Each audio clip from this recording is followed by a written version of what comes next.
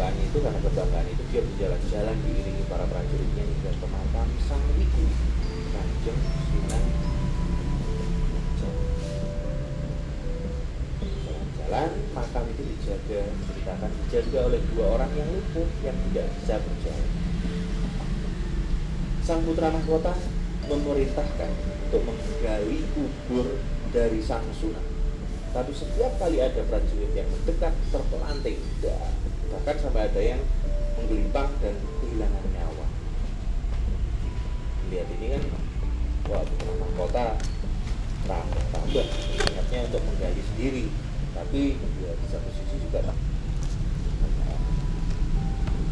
dan akhirnya memohon ampunan kepada Gustinya, semoga diampuni perbuatan hamba yang salah lagi. Setelah selesai semuanya, kondisi juga kembali tenang. Di hadapan para prajuritnya, Sunan Giri berkata kepada semuanya, "Hei kalian semua, kalian sudah menyaksikan apa yang terjadi. Maka dari itu,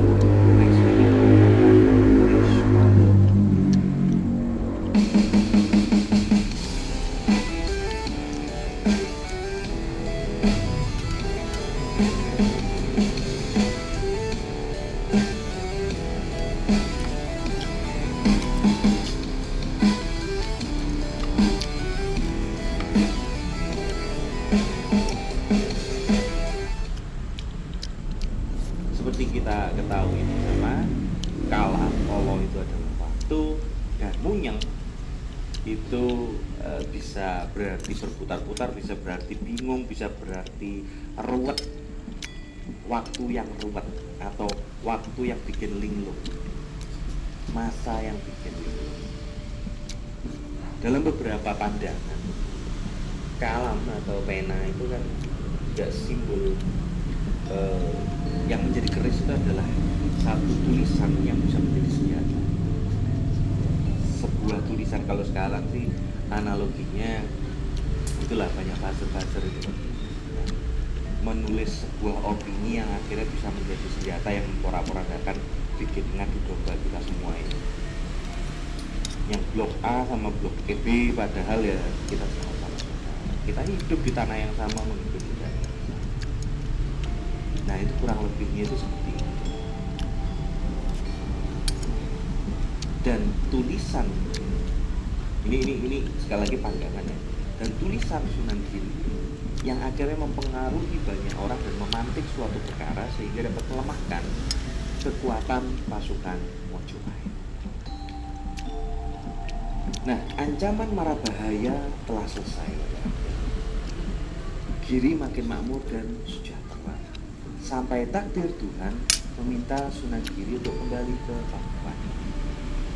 Jenazah Sunan Giri akhirnya disucikan dan dimakamkan di tak jauh dari rumah.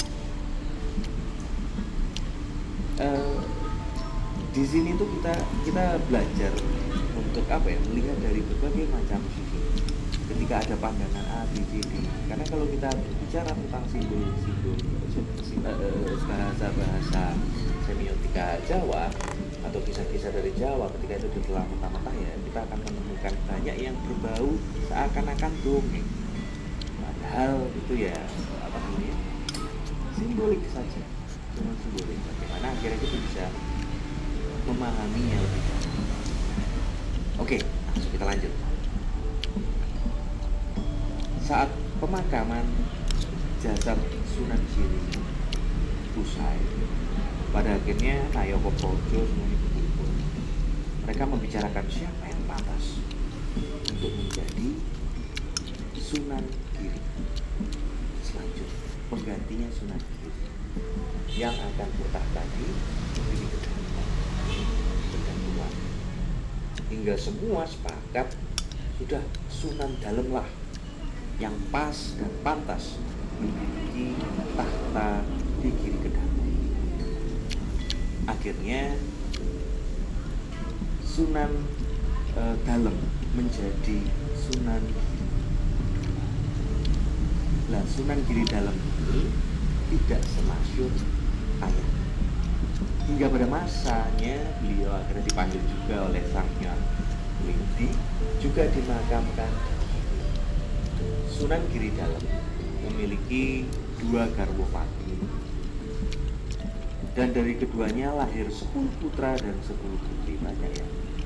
Yang sulung bernama Sunan Sedarmagi, disusul berurutan adalah Sunan Giri Prapen, Nyai Ageng Gurungan Gurun, Nyai Ageng Mulaan yang Suci, Pangeran Lor, Pangeran Deket, Pangeran Bongkok, Nyai Ageng Waru, Pangeran Wulu, dan yang bungsu Pangeran Sedo Taun.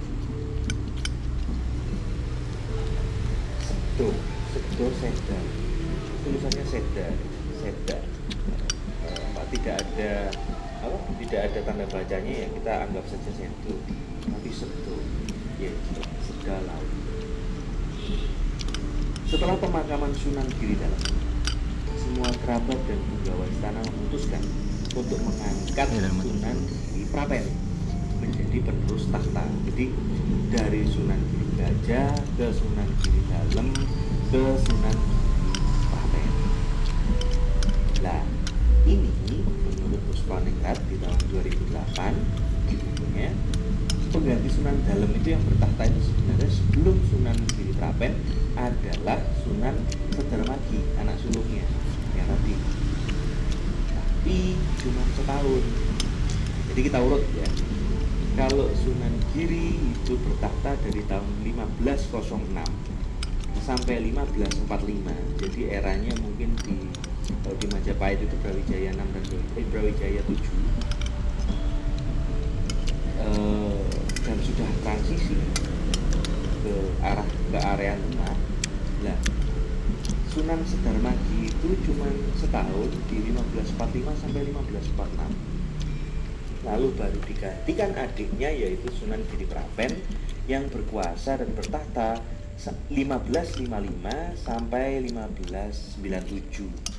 1597 berarti sudah masuk ke sudah masuk ke era Senopati ya. Hampir setelah Pajang kan Senopati. Sunan Prapen itu dikenal sangat sakti sama seperti kakek. Dan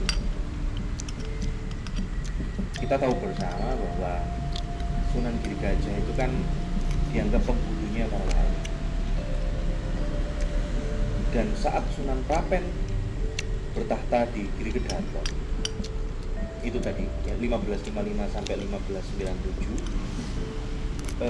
Giri itu berjaya kembali.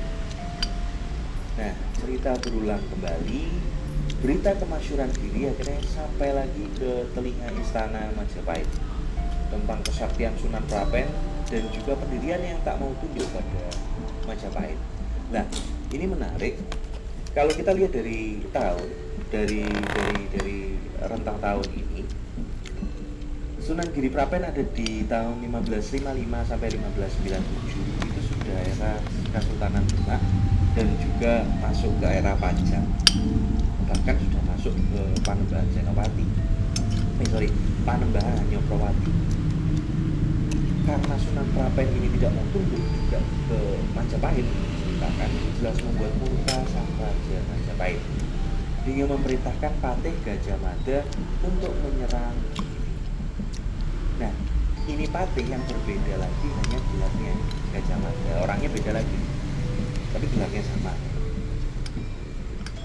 Tak kurang, sang putra mahkota, putra raja juga ikut serta dalam peperangan. Nah, yang perlu kita ketahui bersama itu tadi seperti itu. Jadi raja terakhir Majapahit itu sejatinya ya Brawijaya V, ayah Raden Fatah yang turun tahta pada 1478.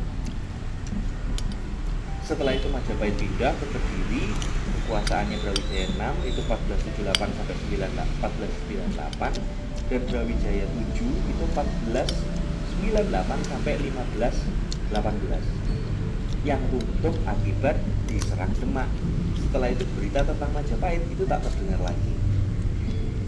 Jadi kalau misalnya kita mau coba sama-sama belajar atau kita coba menebak-nebak namanya juga. Setelah 1518 itu Majapahit sudah tidak terdengar. Yang ada dan yang berkembang adalah Kesultanan Demak.